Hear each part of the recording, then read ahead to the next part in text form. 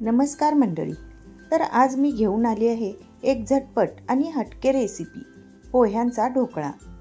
पोह्यांपासून नेहमी आपण पोहेच बनवतो, पण आज थोडं वेगळं करून बघणार आहोत. हलका फुलका आणि तितकाच चविष्ट ढोकळा. तर यासाठी मिक्सरच्या भांड्यात 1 वाटी पोहे घ्यायचे आहेत. त्यामध्ये अर्धी वाटी रवा, अर्धा वाटी बेसनचं पीठ आणि त्यामध्ये 4-5 हिरव्या मिरच्यांचे तुकडे, 1 आल्याचा तुकडा आणि 5-6 लसणाच्या पाकळ्या घालायच्या आहेत. आता त्यानंतर 2 चमचे साखर घालायचे आहेत, चवीनुसार मीठ आणि हळद घालायचं आहे.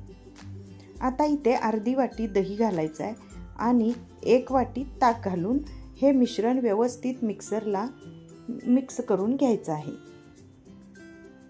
आता हे मिश्रण एका भांड्यात काढून व्यवस्थित मिक्स करायचे आहे. तर या पद्धतीने याची कन्सिस्टन्सी हवी आहे.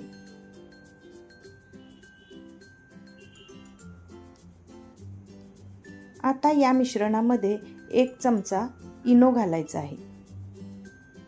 त्यावर 1 चमचा पाणी घालून ॲक्टिवेट करून व्यवस्थित हे मिश्रण मिक्स करून घ्यायचे आहे.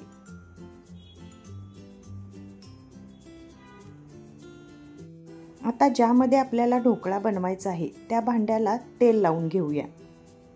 नंतर हे मिश्रण साच्यात ओतून वाफवायचं आहे, अगदी पारंपरिक ढोकळ्यासारखं.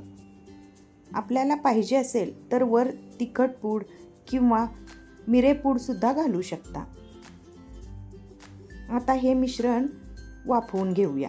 15 ते 20 मिनिट हे मिश्रण वाफवून घ्यायचे आहे. आता या ढोकळ्याचे छोटे छोटे काप करून त्यावर मोहरी, कढीपत्ता, हिरवी मिरची याची फोडणी घालून कोथिंबीरने गार्निशिंग करून घ्यायचे आहे.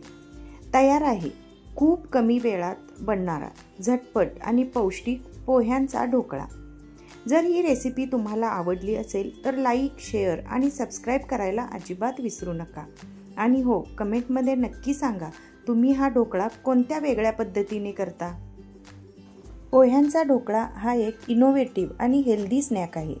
पारंपरिक गुजराती ढोकळा आपण बेसन किंवा रव्यापासून करतो, पण या रेसिपीत बेसनसोबत पोहेही वापरले जातात. त्यामुळे हा ढोकळा अजून हलका, मऊ आणि चवीला वेगळा लागतो.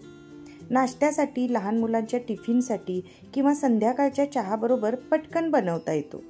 उरलेले पोहे असल्यास तेही वापरूनही हा ढोकळा करता येतो. याचे फायदे काय तर तो झटपट होतो, झणझणीत नसतो, पचनास हलका.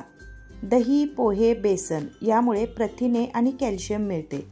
तळलेले काही नाही, केवळ वाफवलेलं, त्यामुळे कमी तेलकट. चला तर मग परत भेटूया नवीन रेसिपी सोबत.